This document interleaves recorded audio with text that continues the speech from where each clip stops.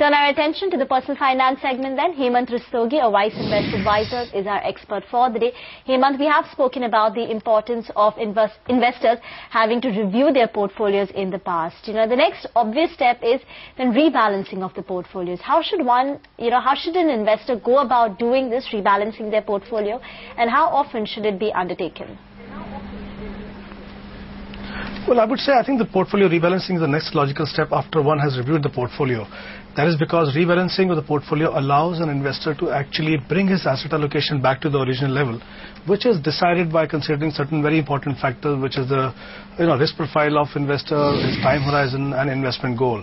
What asset allocation basically does is rebalancing also allows him to come back to his original level, as I mentioned earlier. The second important thing is for investors to also consider what if there is any change in their risk profile over a period of time. And if there is none, then I think maybe they can continue with original asset allocation. The also important point is that while generally the rebalancing is done between the asset classes, at times he may be required to actually do rebalancing within the asset class also. That is because, for example, if an investor has a very aggressive portfolio in equity by having very high exposure to, let's say, mid-cap stocks or small-cap stocks, he may be actually required to increase his exposure to large-cap stock. And the third important thing is that certain important events in the life of an investor may require him to actually look at his portfolio allocation again. Now, these events could be his marriage, could be childbirth, or could be retirement. So I think it's important for investors to realize that the portfolio rebalancing is more about managing risk than compromising on the return, because every portfolio which is designed to actually tackle a certain level of risk.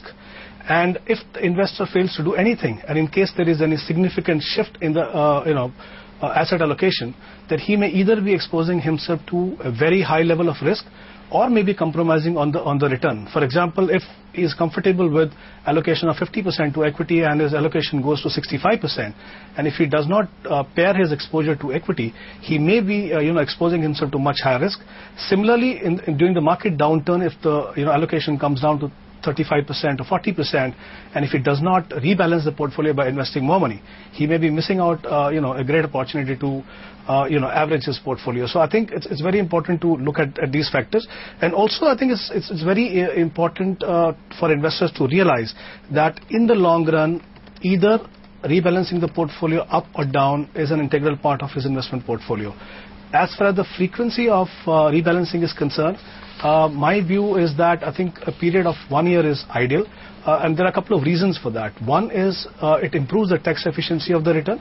For example, when investors are investing in mutual funds, any capital gain arising out of any sale of any equity asset, the long-term capital gain is treated as tax-free, which obviously improves the post-tax return.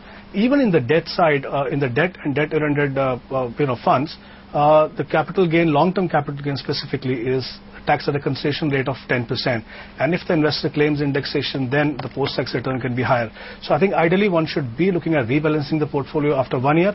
And another aspect why it is important to do it after 1 year is 1 year is, I believe, is a decent time period for an investor to analyze the performance of an asset class and also the different option within an asset class. So I think, like I mentioned earlier, rebalancing is very, very important, and doing it once in a year will ensure that investors avoid making any haphazard decisions. Fair enough. We have a caller from Dubai actually. Suhana Haider calls from Dubai with a question. Go ahead, Suhana, what's your question? Yeah, good afternoon. I'm Suhana. I'm a professional, and so far we had been investing in property and some mutual funds. Now, since a few years... Suhana, we have to apologize. We will have to come back to you tomorrow perhaps with this call, because we have a conference call to attend to. Really sorry, Hemant and Suhana, but this is the Wipro conference call on that very important demerger.